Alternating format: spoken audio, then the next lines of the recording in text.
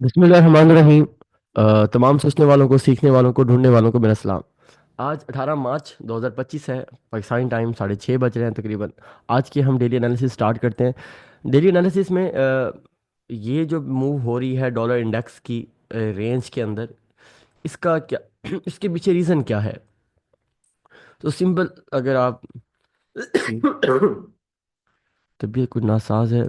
अच्छा, आपने ये देखना है कि इसके पीछे मेन रीज़न जो है वो वेनसडे 19 मार्च का ये जो डाटा रिलीज़ होने वाला है, एफओएमसी प्रोजेक्शन है, फिर उसकी प्रेस कॉन्फ्रेंस है, और फेडरल रिजर्व का जो इंटरेस्ट रेट है, जिसकी जो प्रोबेबिलिटी है 99% है कि इंटरेस्ट रेट जो है वो चेंज नहीं होगा।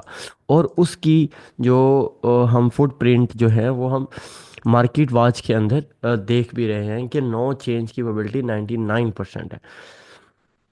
तो ये जो चीज़ है डॉलर के अंदर, अब जब तक ये डिसीजन नहीं आ जाता, कोई भी बड़ा प्लेयर यहाँ बड़ा कोई डिसीजन नहीं लेने लगा।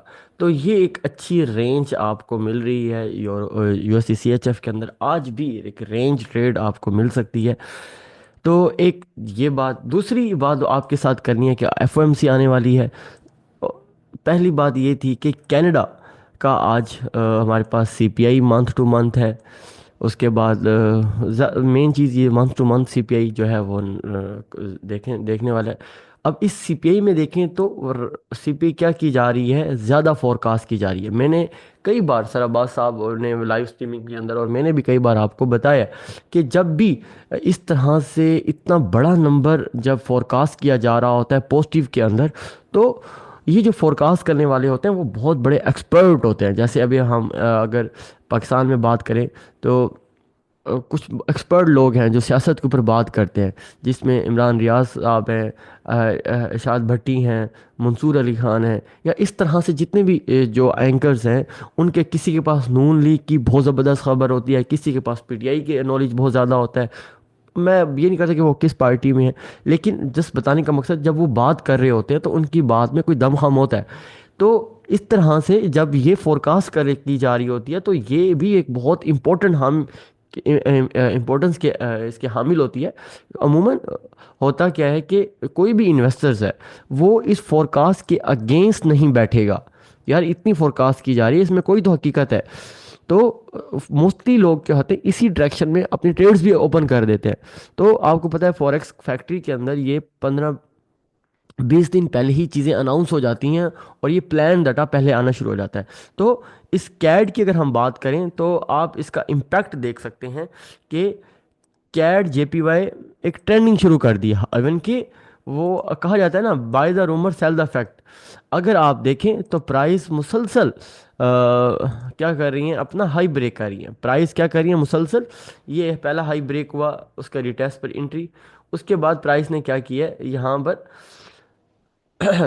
ये एक दूसरा हाई ब्रेक कर दिया, देख पा रहे हो। ये एक हाई ब्रेक हुआ, ये दूसरा हाई, और इस टाइम ये तीसरा हाई ब्रेक हो चुका है। पहला, दूसरा और तीसरा हाई ब्रेक हुआ है। तो ये एक अच्छा एरिया होगा बाय के लिए। मतलब 114.12 या 103.52 एक अच्छा एरिया होगा बाय के लिए, क्योंकि इसके साथ वॉल्यूम भी क्या कर रहा है, हमें सपोर्ट कर रहा है। तो अभी कैड का डाटा आया नहीं है, लेकिन कैड जो है, कैड की स्ट्रेंथ हमें पहले ही क्या होने लग गई है, शो होने लग गई है। तो ये होता है कि फॉरेक्स फैक्ट्री, सरहबाज साहब कहते हैं यार ये क्या है, अलादीन का चिराग है। ये बस समझने वाला हो तो ये डॉलर की गुफा है, आप डॉलर अच्छे से कमा सकते हो। तो कैड जेपीवाई को इस तरह से, न्यूज़ फोरकास्ट को भी इस तरह से ट्रेड किया जाता है। बल्कि इसका इम्पैक्ट आप देखें, यूरो कैड को देखें, अगर यूरो कैड सेल आ रहा है यानी कैड स्ट्रोंग हो रहा है। यूएसडी कैड को देखें, यूएसडी कैड अगर सेल आ रहा है तो इसका मतलब क्या है कि कैड स्ट्रोंग हो रहा है। तो ये तीन मैंने कैड के पेयर्स बताए। अब इनको सेल कहाँ से किया जा सकता है? अब यूएसडी कैड की जो अच्छी सेलिंग है, या तो ये एरिया ब्रेक करके रिटेस्ट पर आप ये इस यहाँ तक बैठ सकते हैं, या फिर ये जो एरिया है 1.4375 है, ये भी एक अच्छा एरिया होगा। यहाँ से भी आपको क्या मिल सकती है, अच्छी ट्रेड मिल सकती है। यहाँ और यहाँ, इन दो एंट्रीज पर आप फोकस कीजिएगा कैड की।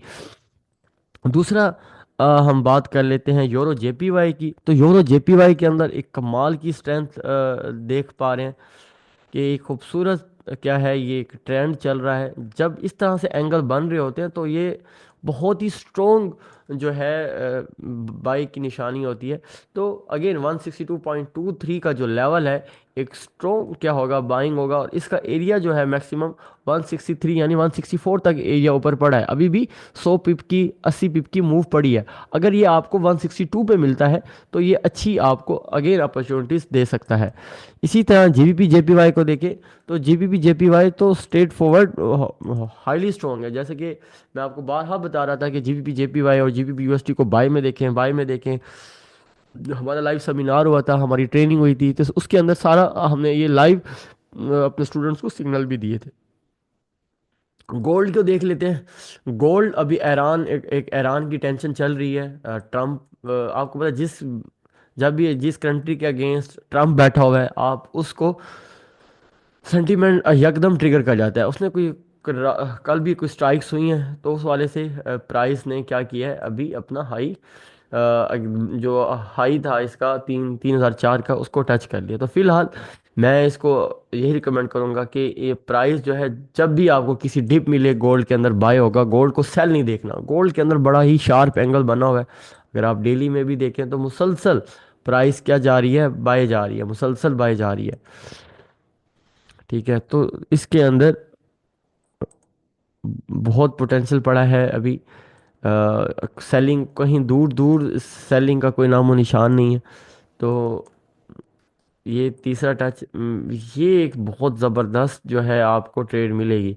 तो उसके लिए मैंने थोड़ा सा शार्प ये भी बनाया हुआ है कि देखें, अगर प्राइस ये एरिया ब्रेक करती है तो फिर आप शॉर्ट टर्म के लिए सेल कर सकते हैं। वरना मेरी रिकमेंडेशन यही है कि अगर ये एरिया ब्रेक होता है, ब्रेक के लिए मैं कहता हूँ कि जब बिल्कुल फ्रेश हाई हो, तो ब्रेक के लिए कम से कम दो हाई ब्रेक लाजमी देखिएगा, दो कैंडल्स H1 की कम से कम ऊपर क्लोज हो, उसके बाद रिटेस्ट पे बाय करेंगे तो अच्छा होगा। एक कैंडल जब ब्रेक होती है फ्रेश हाई के ऊपर, पॉसिबल अगली कैंडल नीचे आ जाए, तो आप किसी एसल हंटिंग की जद में आ सकते हैं।